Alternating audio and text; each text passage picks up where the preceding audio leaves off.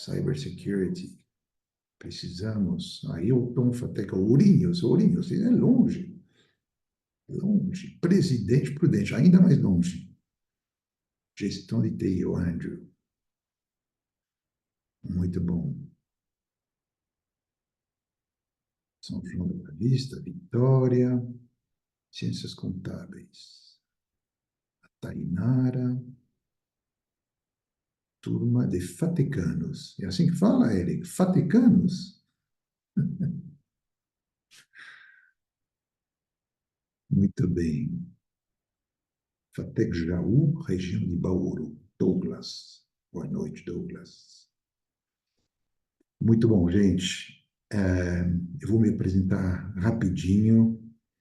E antes de começar a minha fala, isso aí, Eric, obrigado.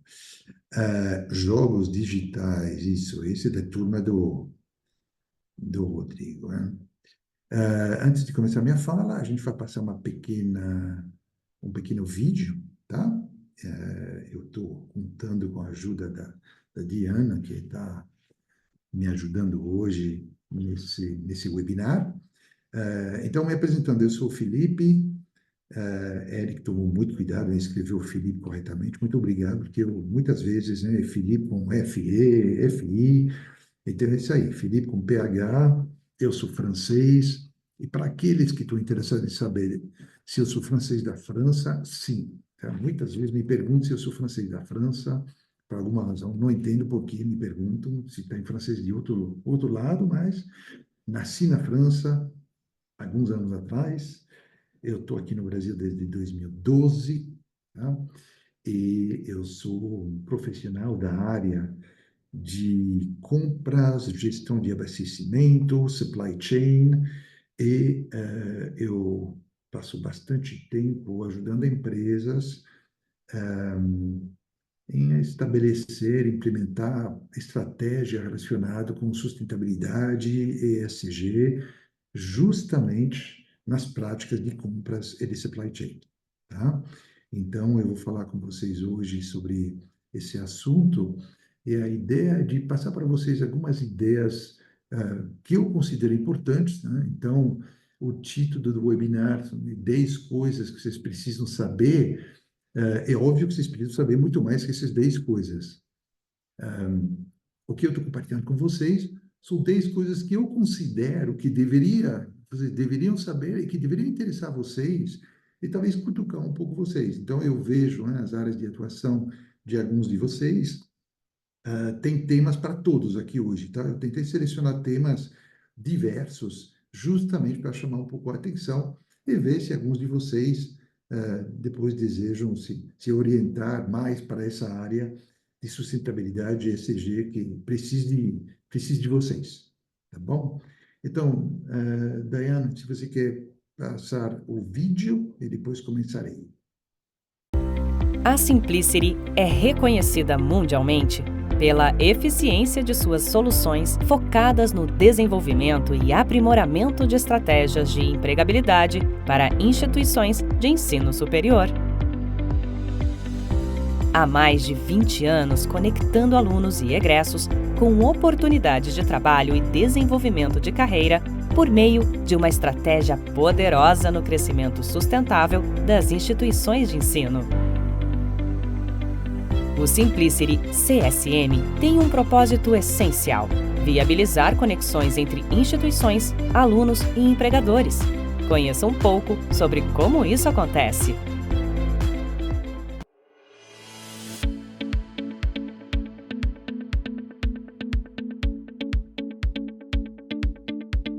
Apresentamos o CSM, uma ferramenta de alta performance na gestão da empregabilidade dentro e fora do campus.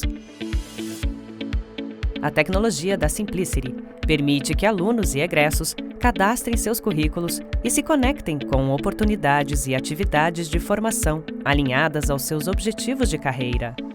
Por meio da tecnologia, a Simplicity ajuda universidades no mundo todo a desenvolverem estratégias de carreiras que impactem candidatos, alunos e egressos durante todo o ciclo de relacionamento com a instituição, garantindo a eles sucesso profissional e destaque no mercado de trabalho. Conheça mais sobre a Simplicity e o CSM e eleve os resultados dos seus alunos e do escritório de carreiras da sua instituição de ensino a um outro nível. Pelo vídeo da Simplicity. Boa noite àqueles que se juntaram agora, 55 pessoas, está ótimo, vou começar. Bem-vinda, Elisângela, de Sorocaba, gestão de qualidade. Fiz um treinamento para a empresa que trabalha. Muito bom. Então, eu acho que a Elisângela já está um passo na minha frente até, né? É isso. Gente, eu vou precisar que alguém me confirme que vocês estão vendo a minha tela. Alguém poderia confirmar que vocês estão vendo a minha tela? Só preciso disso. Sim, estamos vendo. Perfeito. Tá bom. Então, a única coisa que eu já, obviamente, não vejo mais nada. Então, eu que não vejo mais a minha própria tela. Então, vou tentar. Isso aqui. Diana, aconteceu alguma coisa agora. Eu que não vejo mais nada.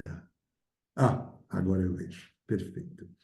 Então, como eu falei para vocês, né, eu vou apresentar para vocês 10 ideias, né, 10 conceitos sobre sustentabilidade. Espero que cada um encontre alguma coisa que lhe interessa e que possa, de alguma maneira, motivar uns estudos com mais propósito, né, que vocês encontram nos estudos de vocês alguns elementos para aprofundar, porque que permitiriam que vocês encontrem depois, talvez, uma fibra, né, de sustentabilidade nas carreiras que vocês vão desempenhar na vida, tá bom? Então, antes de tudo, eu quero propor para vocês uma definição do que é sustentabilidade, né? Então, tem um relatório muito famoso, no qual foi incluído uma definição de sustentabilidade, né? O desenvolvimento sustentável, de uma forma bem genérica, é aquele que satisfaz as necessidades presentes, as nossas de hoje, né? Todo mundo que está nesse webinar hoje, sem comprometer a capacidade das gerações futuras de suprir suas próprias necessidades, tá? Então, sustentabilidade, né, é sustentar e manter. Então, nós hoje estamos consumindo, estamos utilizando recursos e nós precisamos fazer isso de maneira sustentável, que significa deixar um pouco desses recursos para as próximas gerações, os nossos filhos, os nossos netos, ok? Tem três pilares principais nessa temática de sustentabilidade: um pilar ambiental, um pilar social e um pilar econômico, né? Então, talvez alguns de vocês tenham escutado falar, né, de uma teoria que se chama o Triple Bottom Line, que é a última linha da conta de resultados, né? A gente fala que é a linha tríplice, né? Porque é uma linha que contempla os resultados econômicos, ambientais e sociais da empresa. Em muitos fóruns, a palavra sustentabilidade ela é usada para descrever algo que deveria ser chamado de ESG. Então, muita gente acha que ESG e sustentabilidade são exatamente as mesmas coisas. No linguajar do dia a dia, assim, não tem problema em usar uma ou outra palavra. Mas é importante entender que são dois conceitos diferentes, né? O conceito de sustentabilidade é muito mais amplo, né? É ligado ao macroambiente, enquanto o ESG é muito mais direcionado para uma empresa. E enquanto sustentabilidade, ele pensa de maneira ampla em todos os tipos de impactos, tanto impactos da empresa para fora, ou do meio ambiente, do meio social para dentro, o ESG está olhando os riscos que a empresa corre devido a alguns fenômenos, tá? Então, ESG é um conceito que foi desenvolvido por um grupo de bancos que estavam olhando, né, o crédito que eles poderiam a nota de crédito que elas poderiam dar para algumas empresas, para as empresas em geral, eles estabeleceram uma série de critérios, esses critérios ESG, para poder medir os riscos aos quais a empresa estava submetida, né? Então, os riscos ambientais, sociais, etc. Tá bom? Então, o foco do ESG é realmente entender quais são os riscos aos quais as empresas estão submetidas, tá bom? Então, sustentabilidade, conceito muito mais amplo. Se a gente for para além da sustentabilidade, vocês vão escutar falar muitas vezes de regeneração. Né? Então, regeneração vai além, porque sustentar significa manter, regenerar significa recriar, criar a vida novamente. Então, quando a gente regenera, a gente está permitindo que alguma coisa que talvez estava fraca, mas mantida fraca, então estava sustentada fraca, a gente regenera, a gente permite que essa coisa, esse elemento, normalmente da natureza, né, ele nasce novamente, ele cresça. Ok? Então, não confundir ESG, sustentabilidade, regeneração. São terminologias que contemplam elementos diferentes, embora ESG e sustentabilidade são usados muitas vezes para falar exatamente da mesma coisa. Ok? Então, eu vou entrar agora no primeiro ponto que eu trago para vocês. Vocês estão no início ou no meio da carreira universitária, e quem se interessa para esses temas precisa entender as fontes de letramento. Quais são essas fontes de letramento? Então, número um, né, vocês querem saber mais? Eu tenho a Ana Luísa que levantou a mão, mas eu não vejo mais o chat. Então, Diana, você consegue ver o chat? Eu não vejo mais o chat aqui. Eu estou numa apresentação que o chat para mim está fechado. Eu tô vendo, a última resposta, a última mensagem foi da Daisy, então você pode seguir, não tem problema não. Ah, tá bom, porque eu tenho aqui que a Ana Luísa Pereira de Lima levantou a mão. Não? Ana, se você pudesse comunicar pelo chat, facilita pra gente, tá? Pode mandar suas dúvidas por aqui. Então, continuando, né? Vocês devem ter ouvido falar dos Objetivos de Desenvolvimento Sustentável, os ODS.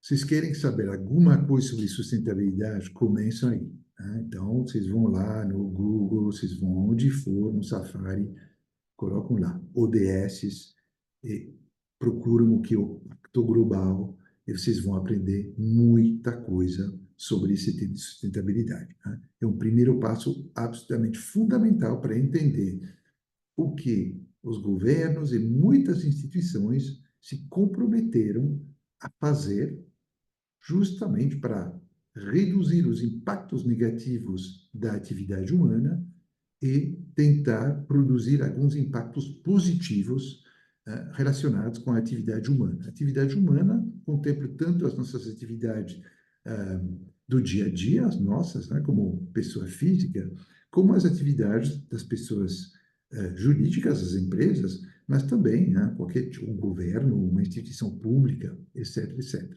Tá bom? Então, tem objetivos e tem compromissos que foram tomados por muitas instituições, muitas empresas, em relação a cada um desses 17 objetivos de desenvolvimento sustentável. Tá? Então, quem quiser saber mais, primeira fonte é essa.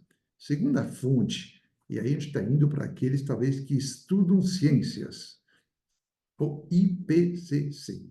Né? Então, quem quiser realmente entrar em detalhe na parte técnica, isso é incontornável, precisa absolutamente entrar nos relatórios do IPCC. Aqui são científicos de dezenas de países que estudam os fenômenos, especialmente os fenômenos ambientais, e elaboram relatórios técnicos extremamente detalhados sobre o que está acontecendo no mundo. Tá? Então, vocês podem ver aqui, na parte esquerda, eles explicam, por exemplo, como a temperatura pode afetar a saúde humana.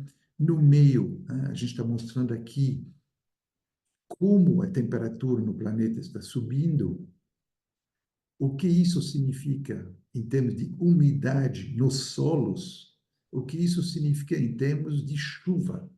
E a gente tem uma evolução do passado e projeções para o futuro. À direita, a gente tem umas propostas de como mitigar todos esses riscos. Então, vocês podem ver uma longa lista, obviamente tem escrito muito pequeno aqui, mas entrando nesse relatório do IPCC, que é atualizado de 2 em 2 anos, mas tem elementos atualizados cada ano, elementos parciais. Recomendo muito a leitura desse relatório, especialmente para aqueles de vocês que estão mais numa área técnica, engenharia, etc. Uma terceira fonte bem interessante é o World Economic Forum, conhecido como o WEF.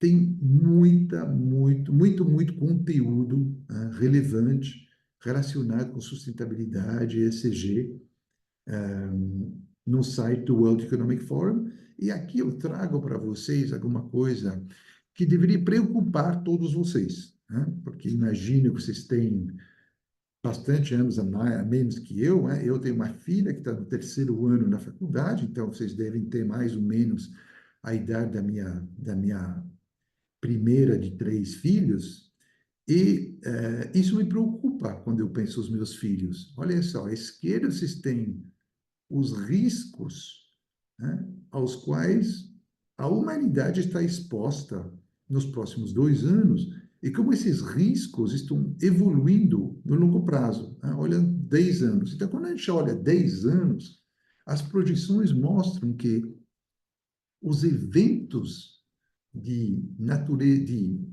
relacionados com a meteorologia extrema, eles vão piorar. Os sistemas do planeta vão ser afetados. Vai ter um colapso de ecossistemas e muita perda de biodiversidade. Vai ter limitações de disponibilidade de recursos naturais. Na 10ª posição, vocês têm a poluição. E vocês podem ver no meio, eu me lembro que eu vi no início, tem alguém, desculpe, não me lembro do nome da pessoa, que estuda segurança da informação. Olha só, a 8ª posição, a inseguridade cibernética. Então, tem outros riscos muito importantes aos quais a humanidade está exposta. Mas dos 10 maiores riscos para os próximos 10 anos, 5 estão relacionados com a parte ambiental. Vocês podem ver, olha só, na 7ª posição, migração involuntária. O que é isso? Olha essa parte social. A gente fala de transição social, a gente precisa de uma transição justa. Isso são pessoas que vão ser obrigadas a sair do país delas para ir devido a uma guerra, devido à falta de água, falta de comida, falta de segurança. Então, olha no 9º risco, a polarização da sociedade. A gente está vendo isso, a polarização política. Então, tudo isso são riscos muito graves aos quais a humanidade vai estar exposta nos próximos 10 anos. Fonte muito rica de informação, o World Economic Forum. A próxima fonte que eu quero trazer para vocês, eu estou assim colocando aqui fontes que são disponíveis para todo mundo, isso não é pago. Vocês podem ir lá na XP, a corretora, que todo mundo conhece. É um relatório de 3 dias atrás, foi publicado 3 dias atrás. Está em português, está em inglês. E olha só, ele fala de ameaça climática para muitos setores da economia. Ele traz aqui uma representação gráfica. Vocês podem ver vermelho, amarelo, laranja, verde, com uma série de riscos físicos e riscos de transição para todos esses setores da economia. Então, imaginam antes, a gente viu os riscos, né, que corre a humanidade, aqui a gente está indo num grau de detalhe adicional. Isso é Brasil, isso são setores econômicos no Brasil. Tá? Então, convido vocês a dar uma olhada nisso. Agora, tem muitas outras fontes de informação, tá? Então, obviamente, depois a gente pode conversar mais sobre isso. Uma fonte muito rica também são os relatórios de sustentabilidade das empresas. Tá? Obviamente, se vocês querem saber, recomendo Natura, Petrobras, Microsoft, Google, recomendo a Patagônia, que é uma empresa de roupa e material deportivo, uma empresa americana que é considerada uma das empresas mais sustentáveis, das práticas mais sustentáveis do mundo. Vocês têm a Schneider Electric, que também ganha muitos prêmios em relação à gestão sustentável, práticas sustentáveis. Tá bom, gente? Então, isso era o primeiro ponto, onde achar informação para aprender, para se letrar em relação a esse tema. A segunda coisa que eu acho que vocês precisam saber é que, infelizmente, já estamos comprometendo a capacidade das gerações futuras, tá? Então, se vocês nunca ouviram falar desse conceito do Overshoot Day, convido vocês a procurar essa informação para entender melhor. Então, o que é isso? É a medição da data durante o ano na qual cada país consumiu o que ele tem de direito em relação às reservas naturais. Tá bom? Então, à esquerda, vocês podem ver que se todo mundo no planeta, 9 bilhões de pessoas do planeta, vivessem como os americanos vivem, a gente precisaria de mais de 5 planetas. Ou seja, se 9 bilhões de pessoas consumissem como os americanos, a gente estaria consumindo 5 planetas por ano. Olha só, eu sou francês. A França precisaria, se todo mundo fosse francês, 2,8. Já o Brasil, 1,6. Tá? Isso é maravilhoso, o Brasil está muito bem. E aí, à direita, a gente colocará a data, né, na qual o Brasil consumiu o que ele tem direito. Então, vocês podem ver, o Brasil era 4 de agosto. Alguns dias atrás, o Brasil já tinha consumido o que ele tinha direito da sua reserva, das reservas naturais. Vocês podem ver que os americanos foi em março e os chineses foi em junho. Tá? País muito interessante, por exemplo, em relação à prática sustentável, vocês podem ver em outubro, vocês têm a Colômbia, né? Vocês têm também outros países que vêm depois do Brasil. Agora, muitas vezes são países já, talvez, que estão ainda em desenvolvimento. O que é interessante do Brasil, né, é a potência que ele representa em termos econômicos, né, em termos do PIB do Brasil, o Brasil, né, que está tão bem posicionado nesse ranking. Isso tem, obviamente, muito a ver com a matriz elétrica do Brasil, que é mais de 80% de fontes renováveis. Tá bom? Então, isso era o segundo ponto muito importante que eu acho que todos vocês precisam saber, entender que, infelizmente, estamos todos os anos consumindo muito mais do que deveríamos. E é por isso que a gente fala de reduzir o consumo. Terceiro ponto que eu considero essenciais que vocês entendem é que para que a gente melhore a situação e permite que as gerações futuras tenham acesso a um bom futuro, 5 transições precisam acontecer. Tá? Então, se vocês vão embora só com uma página de tudo que eu vou falar, lembrem dessa. São as 5 transições que vocês, quando vocês vão sair da faculdade, vocês vão precisar liderar para que os nossos filhos e netos tenham um futuro melhor. A primeira é energética, todo mundo fala sobre isso. Por quê? Porque a maioria da energia no planeta é gerada a partir de fontes fósseis. Tá? Isso gera mudanças climáticas, por quê? Porque essas fontes fósseis eles emitem gases de efeito estufa, isso aquece o planeta, provoca mudanças climáticas. Então, essa transição ela nos leva de fontes fósseis para fontes renováveis, e a gente precisa de muita eficiência. Por quê? Porque para aqueles de vocês que estudam engenharia, vocês sabem muito bem que uma grande parte, né, da energia, do calor é perdido no processo de criação, de energética. Ok? Segunda grande transição que precisa ocorrer, aquela da alimentação. Nós estamos num processo extrativista, precisamos entrar num processo muito mais regenerativo, justo e também que promove comida mais saudável, ok? Lembrando vocês que hoje, mais ou menos 30% dos ingredientes da comida, de tudo que é produzido, é perdido. Ele é perdido no processo de extração, quando a gente tira do campo, até a geladeira das nossas casas, a geladeira dos varejistas. Tá? Então, 30% da comida. Isso daria para alimentar o povo, a parte da humanidade que não tem acesso a alimentos em quantidade suficiente. Então, muito trabalho para fazer na parte de alimentação. Terceira grande transição é aquela de recursos naturais. A gente entende que a gente está num processo de extração linear, os recursos estão utilizados e a gente joga tudo fora.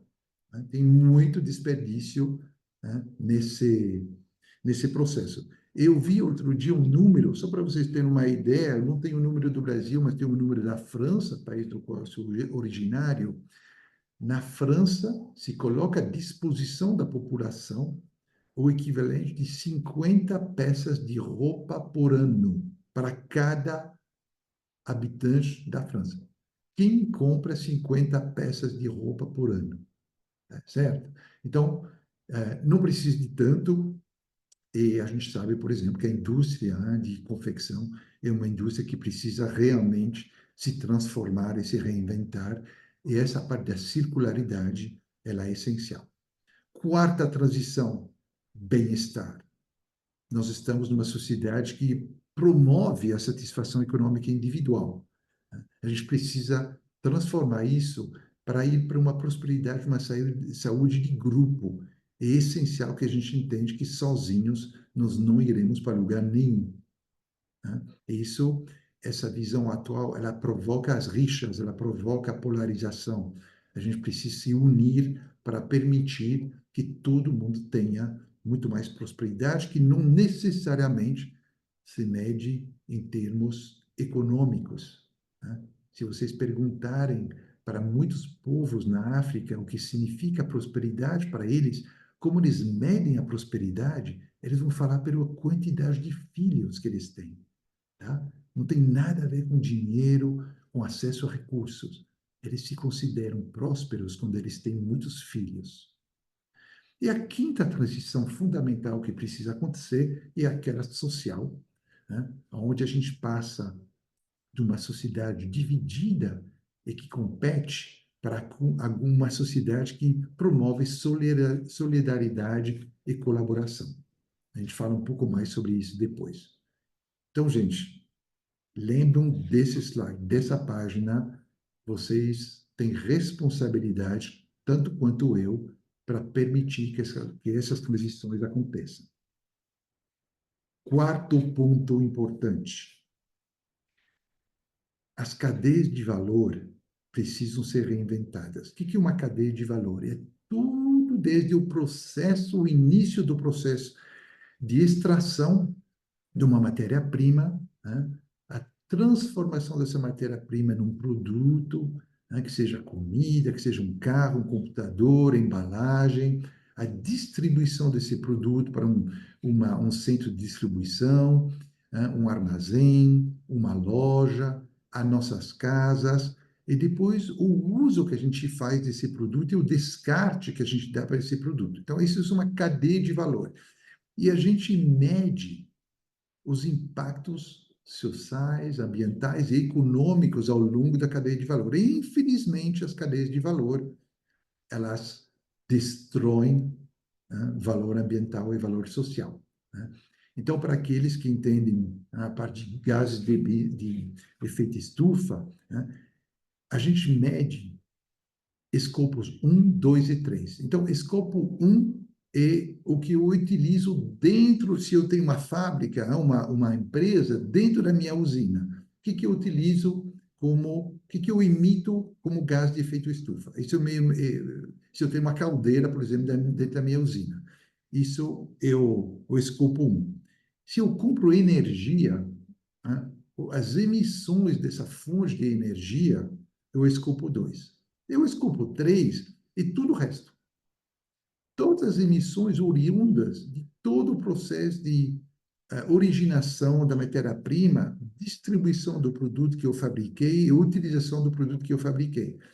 Então, é importante, gente, que quando a gente soma o escopo 1 e 2, né, o que eu tenho dentro da minha casa, dentro da minha fábrica, com o escopo 2, da energia que eu consumi, eu comparo com o escopo 3, que são as emissões de todo o resto da cadeia de valor. O escopo 3 ele é até 26 vezes maior que a soma do escopo 1 e 2. Então, nós precisamos trabalhar nas cadeias de valor. É a minha especialidade. É o pessoal que trabalha em compras, que trabalha em gestão de cadeia de abastecimento, nós somos responsáveis por isso. Tá? Então, no Brasil, por exemplo, vocês têm um setor muito, muito forte, né, que é o agronegócio. O agronegócio, né, ele representa uma emissão importante do total das emissões de gases de efeito estufa aqui no Brasil. Então, precisa trabalhar esse lado, né, das emissões do agro, mas tem um monte de outras indústrias, o setor de automóveis, o setor transporte, com os caminhões que utilizam o diesel, etc, etc.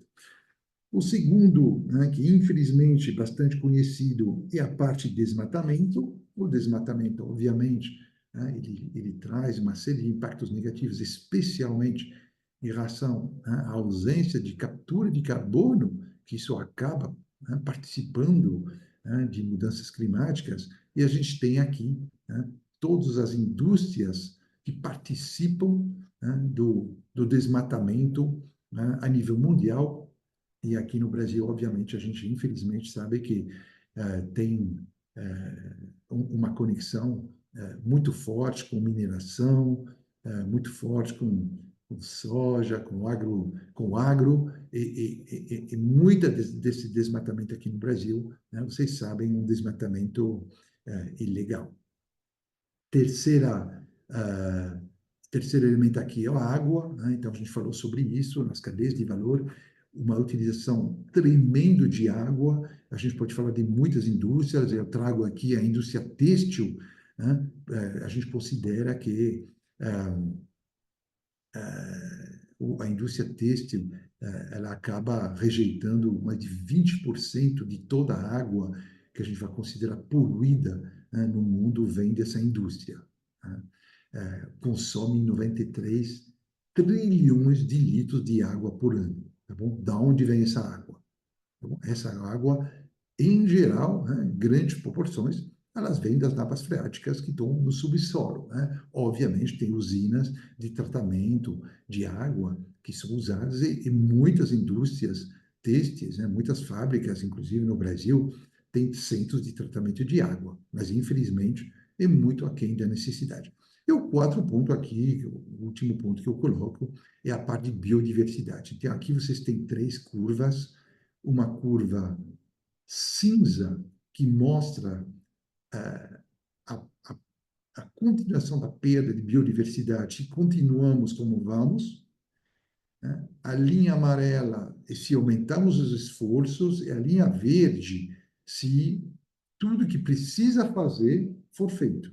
Tá? Isso supõe um esforço, uma mudança absolutamente radical em relação o que está sendo feito hoje, especialmente na parte do agro, na preservação da floresta, etc, etc.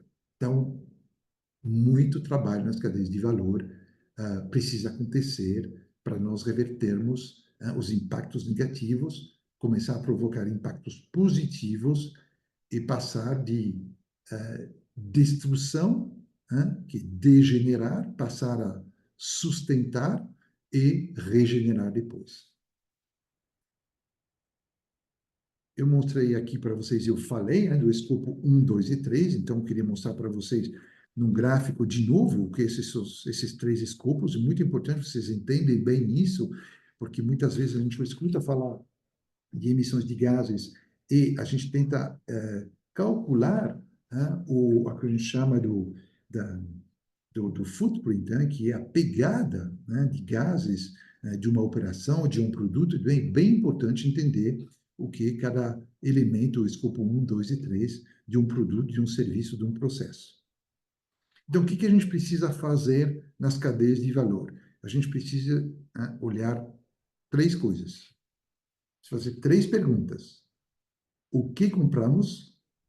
Qual é o produto, o serviço que a gente está comprando? De que ele é constituído, a matéria-prima, de onde vem essa matéria-prima, como ela foi fabricada, de quem compramos, quem são os fornecedores dos quais nós compramos, quais são as práticas desses fornecedores, eles utilizam energia de fontes renováveis, eles utilizam alguma embalagem que vem de uma fonte fóssil, eles tratam corretamente os empregados, eles respeitam os direitos humanos, né? São todas perguntas que a gente precisa fazer para os nossos fornecedores. E como compramos? Como isso é distribuído, transportado? Né? Como isso é encaminhado para o cliente final? Qual é a capacidade desse produto de ser consertado se for quebrado? Tem peças de reposição? Esse produto, ele foi imaginado para ser uma estante. Ele pode virar uma cadeira no futuro, se eu não precisar mais dele como uma estante, né? Então, depois a gente vai ver um pouco mais sobre isso. Quando a gente se faz essas três perguntas sobre o que compramos, de quem compramos e como compramos, a gente acaba reduzindo riscos, reduzindo custos e permitindo o crescimento qualitativo, né, das empresas. É importante a palavra qualitativo, porque não adianta a gente crescer destruindo, né, capital social, destruindo capital ambiental. Então, aqui a gente vai reduzir riscos, reduzir custos, crescer, mas crescer respeitando parâmetros sociais e ambientais. Tá? De novo, aqui eu convido vocês a sempre incluir essa palavra qualitativa e a questionar as pessoas com as quais vocês estão falando sobre a classificação do crescimento. Classificação a qualquer custo, eu estou terceirizando os impactos do meu crescimento para a sociedade, para o meio ambiente? Tá, gente? Então, façam essas perguntas sempre. Então, eu falei de que compramos e a gente falou um pouco antes de circularidade. Então, quinto ponto, quinto item que eu quero tratar com vocês hoje é sobre circularidade. Aqueles de vocês que estão estudando engenharia, de novo, aqueles de vocês que estão olhando ciências sociais e tudo, vocês precisam entender circularidade. Tem 50 anos de futuro de empregos ligados a conceitos de circularidade, porque nós não vamos conseguir. Vocês se lembram da quantidade de terras que a gente consome por ano? Não vai ter, não vai sobrar. Então, vai precisar adotar práticas circulares. E muitas vezes a gente acaba limitando práticas circulares à reciclagem. Reciclagem é um elemento, ele é longe, longe, longe de ser suficiente. Tá bom? Então, antes de tudo, a gente precisa recusar. Então, você se lembra daquele número, 50 peças de roupa por ano e por francês? Por quê? Não precisa comprar tanto. Vocês realmente precisam de mais uma televisão, a gente precisa de mais um sapato, mais uma bolsa, eu preciso de mais um casaco de frio nesse país onde faz calor, eu preciso de mais um carro, eu preciso dirigir o meu carro e consumir gasolina, por que que eu não vou de ônibus, por que eu não vou a pé?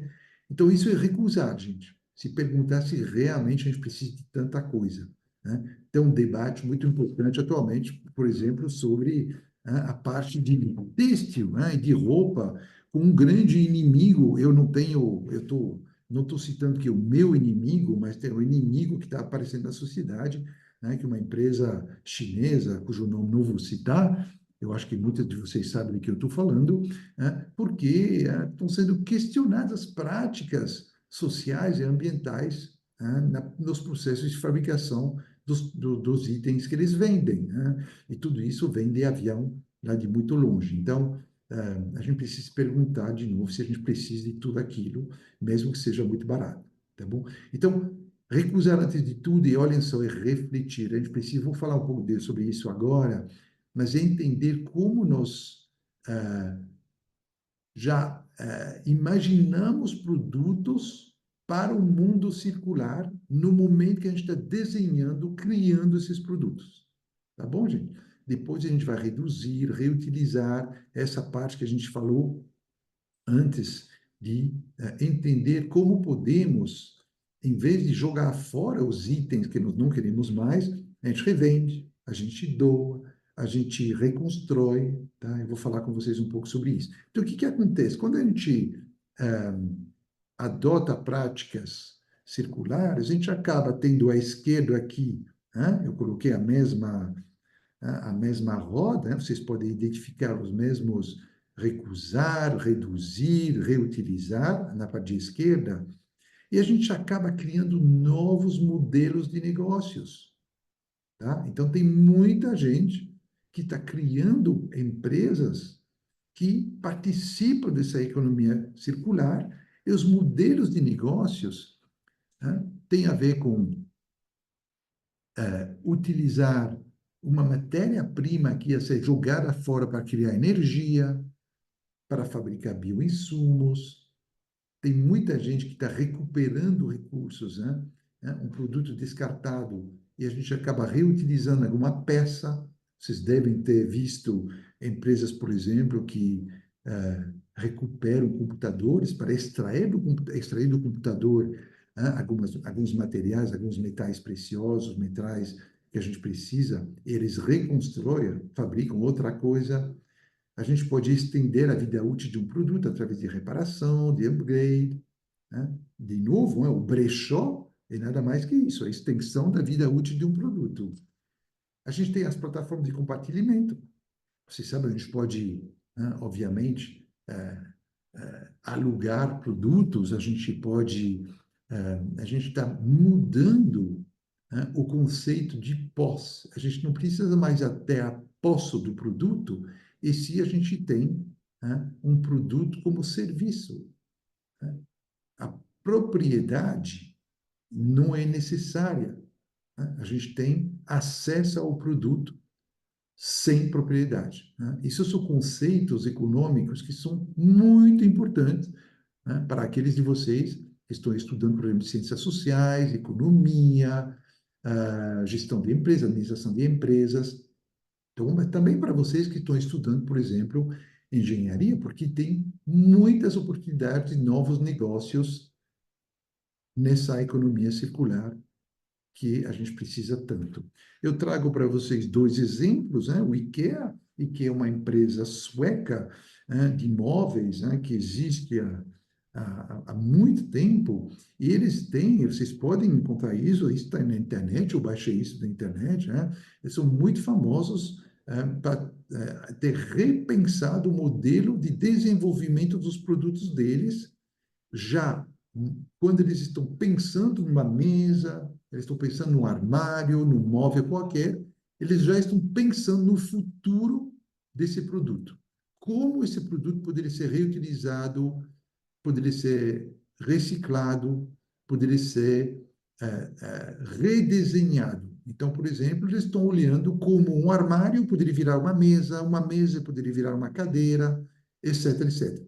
Mas também como o produto é construído para permitir que, se quebra uma parte dele, ele possa ser consertado com muita facilidade. Tá? Eu posso falar para vocês que tem uma lei na França que entrou em prática esse ano, que obriga as empresas a colocar uma etiqueta nos produtos que eles vendem, informando o grau de consertabilidade desse produto. Então, se esse produto quebrar, quantas peças estão disponíveis para nós consertarmos esse produto? Ok? Então, vocês devem conhecer aquelas escadas, eles ensinam muitas vezes se um produto tipo A, B, C, D para energia. Penso que é a mesma coisa com aqueles códigos de cores para grau de consertabilidade. Ok? Se esse produto pode ser consertado. Eu coloco direito Vestas, a Vestas você deve conhecer, uma empresa que faz aquelas torres que captam a energia através do movimento de palas, elas se movem com o vento. Então, a Vestas, que já trabalham disponibilizando energia de uma fonte renovável, que é o vento, ela trabalha a circularidade dessas palas. Então, eles querem que as palas elas sejam fabricadas a partir de palas antigas que quebraram, que foram desmontadas. Então, ele tem todo um processo de circularidade em relação a essas palas.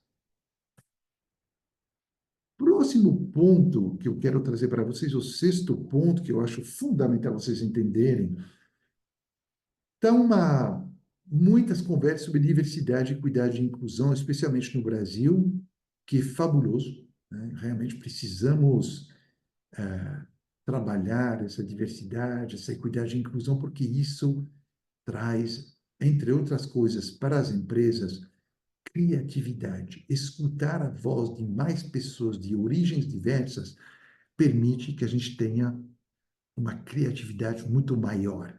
Então, quando eu penso eu como profissional, eu quero pessoas que foram expostas a experiências diversas, que vieram de famílias diversas, que vieram de territórios diversos, que vieram de universidades e cursos diversos, para me dar muitas ideias diferentes em relação a uma problemática.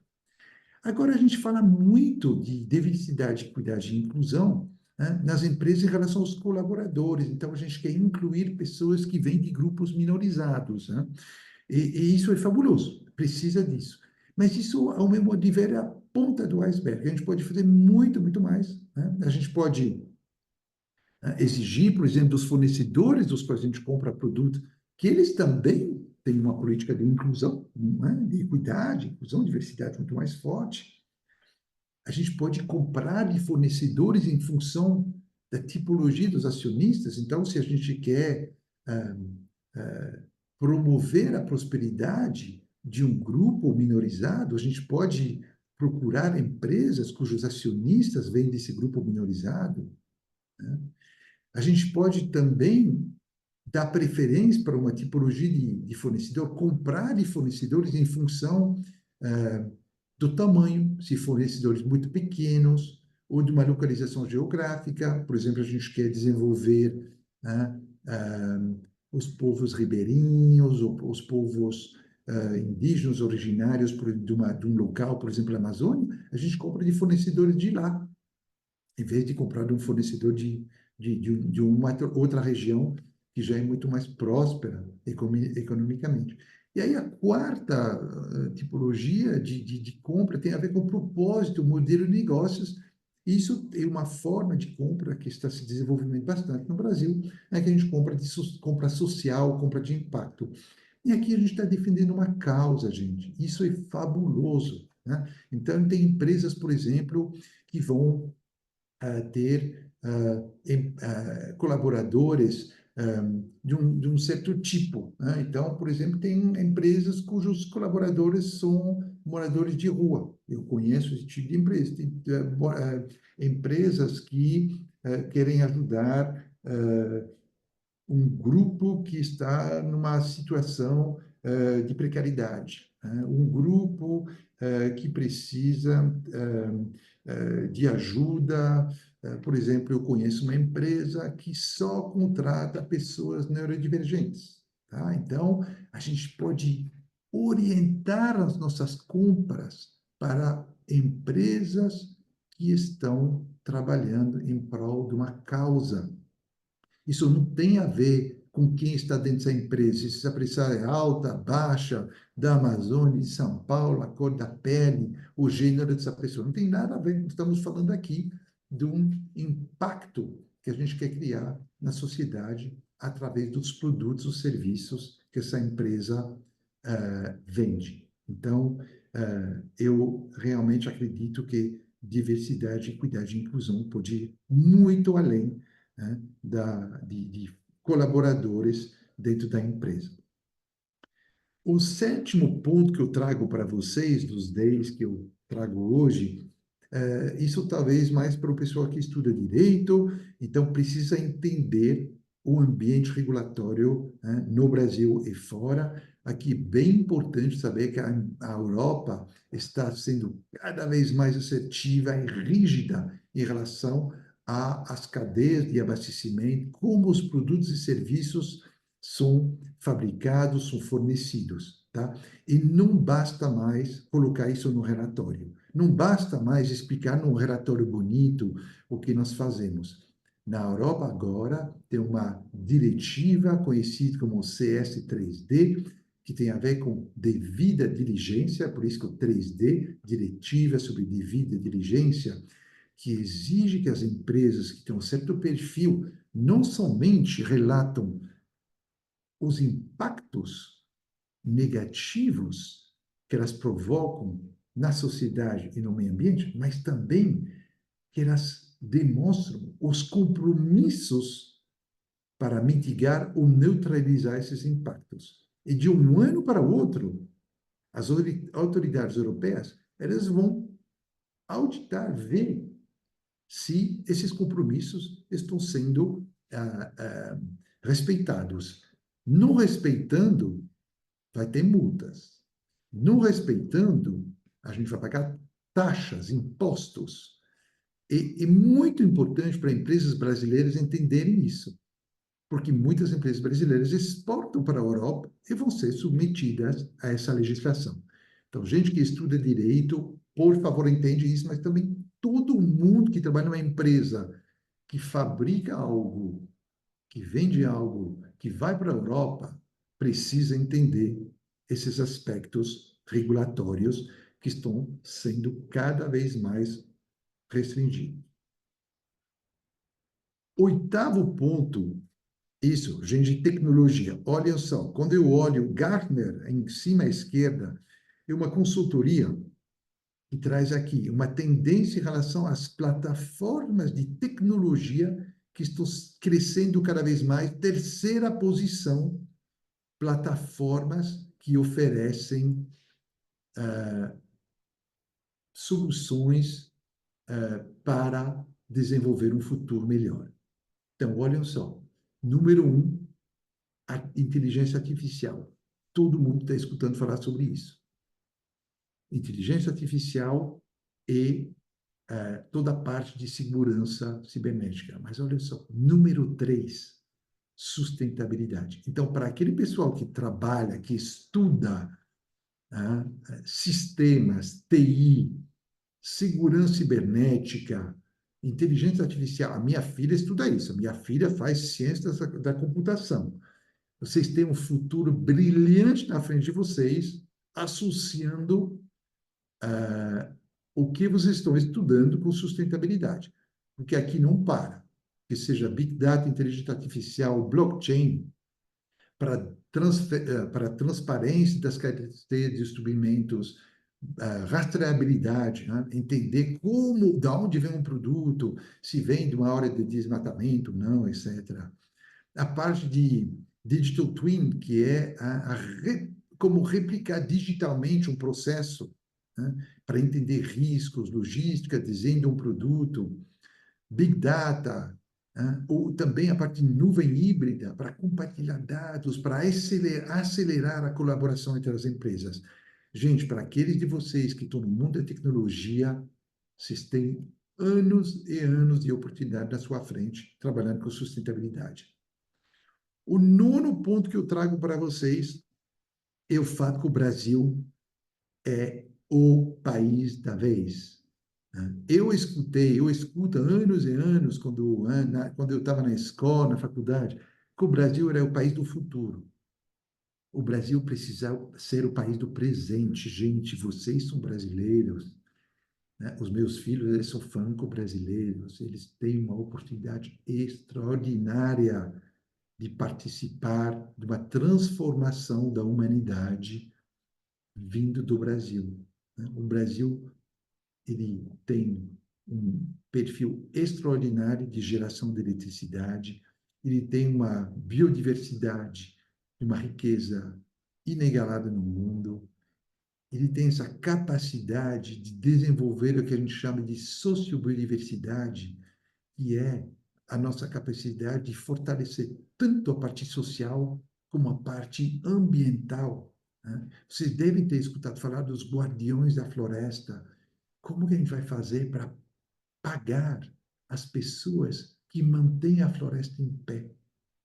É muito triste, gente, saber que hoje a floresta brasileira, a Amazônia, ela tem mais valor cortada do que em pé. Do jeito que funcionam as coisas hoje, a floresta cortada tem mais valor que em pé. Então, nós precisamos mudar isso, dar valor à floresta e pagar as pessoas que vão proteger ela, esses guardiões da floresta. O 10º ponto, eu termino com isso, gente, é o que vocês precisam desenvolver em termos de capacidades e habilidades. Então, eu trago 6 Cs. Um primeiro C que é uma capacidade técnica. Isso é fundamental entender o contexto regulatório, é fundamental entender dados, porque muita coisa acontece em plataformas digitais. Precisamos de dados, né? Eu falei antes da parte de tecnologia, tem muitas plataformas que existem, muitas que vão ser desenvolvidas ainda para permitir que a gente acelera, né, os nossos esforços em relação a mais sustentabilidade social e ambiental. Então, capacidade técnica, ela é fundamental antes de tudo. E depois eu convido vocês a explorar o que são esses Inner Development Goals. Eles são os objetivos de desenvolvimento pessoal dos líderes. Eles são o espelho dos objetivos de desenvolvimento sustentável que a gente viu no início, dos ODS. Então, vocês têm os ODS e vocês têm os IDGs. E lá vocês podem encontrar algumas habilidades. Eu coloquei aqui o 3, 4, 5, essa capacidade de conexão com os demais. Você se lembra que a gente viu que uma das transições é o bem-estar? Então, precisamos, para a transição social do bem-estar, a gente precisa de conexão com os demais, a gente precisa de colaboração. Para fazer tudo isso que eu falei hoje, a gente precisa de muita coragem, porque muita gente ignora tudo isso, muita gente não tem interesse, muita gente lucra com toda essa destruição de capital social e ambiental. E vocês precisam de muita curiosidade, vocês precisam de criatividade. Eu considero que vocês estando hoje escutando, e já porque vocês já são diferenciados, vocês são curiosos, vocês querem provocar a mudança no mundo no qual vocês vivem, vocês estão de parabéns. Então, gente, eu trago para vocês esses 6 Cs, tem muitas outras capacidades e habilidades que vocês podem desenvolver, mas das mentorias que eu dou, eu insisto muito sobre esses 6 Cs.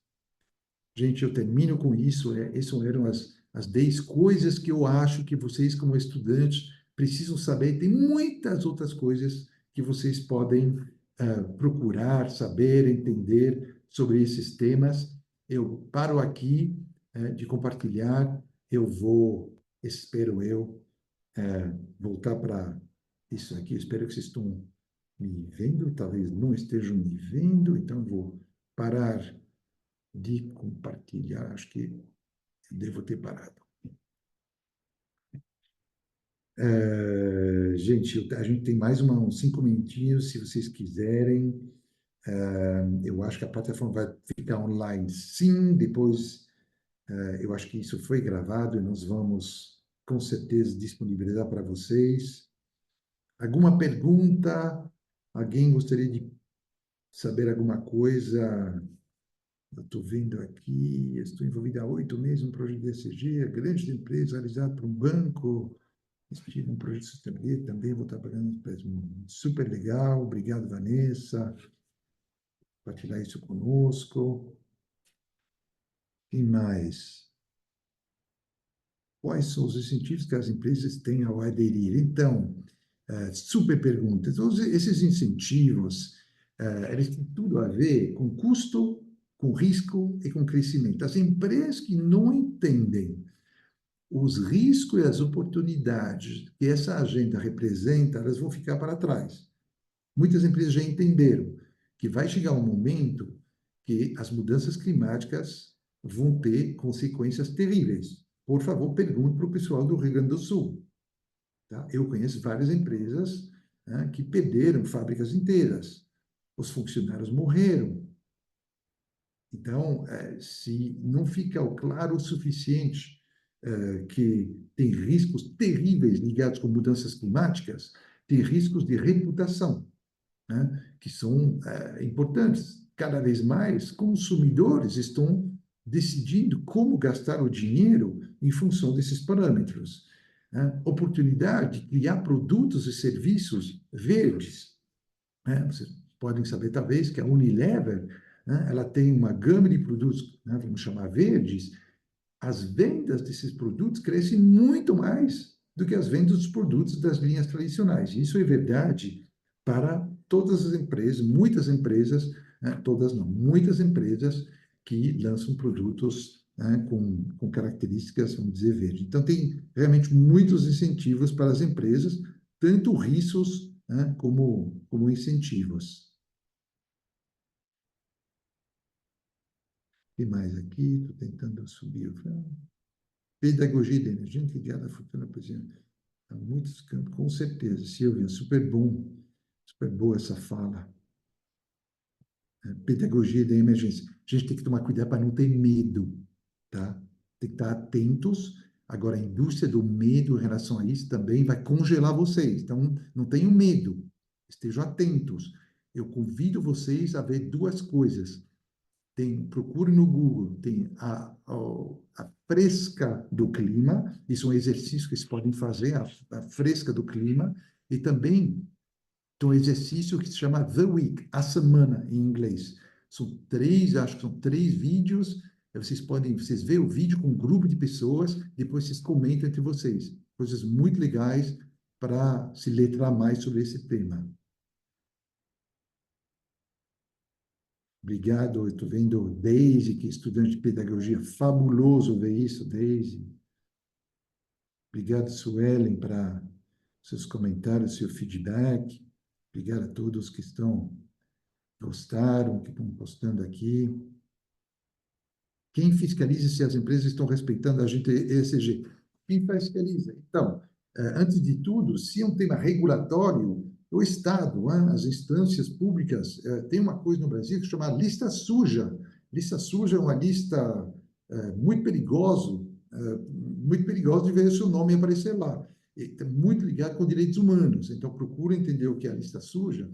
Depois, vocês têm empresas que fiscalizam seus fornecedores. Eu faço isso. A gente fiscaliza, audita para ver se os fornecedores estão respeitando direitos humanos, estão comprando as matérias-primas de fornecedores delas, né, que respeitam direitos humanos, que respeitam normas sociais e ambientais. Os clientes, né, os consumidores precisam fiscalizar as empresas e sabendo, tendo risco reputacional, não comprar dessas empresas. Então, tem muitas formas de fiscalizar. Greenwashing é muito comum, com certeza. A Ailton está trazendo isso para nós, com certeza. Greenwashing, que é essa prática de falar que fazemos coisas legais, verdes, estamos no topo da pirâmide em relação a respeito de práticas ambientais e sociais, e, na verdade, a gente publica algum relatório, algum e-book, mas, na verdade, a gente não faz absolutamente nada. Isso, infelizmente, é uma prática bem comum.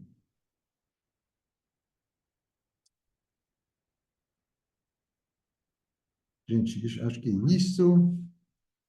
Eric, obrigado, Eric.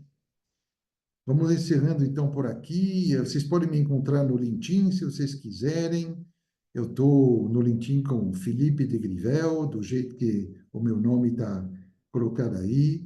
Vocês podem, com certeza, encontrar no LinkedIn e precisando, a, a gravação desse evento vai aparecer para vocês nos próximos dias. Tá certo, gente? Muito obrigado a todos. Uma boa noite. Boa sorte com os estudos. Vocês são o futuro do Brasil. Obrigado por tudo que vocês estão fazendo. Uma boa noite a todos. Até logo.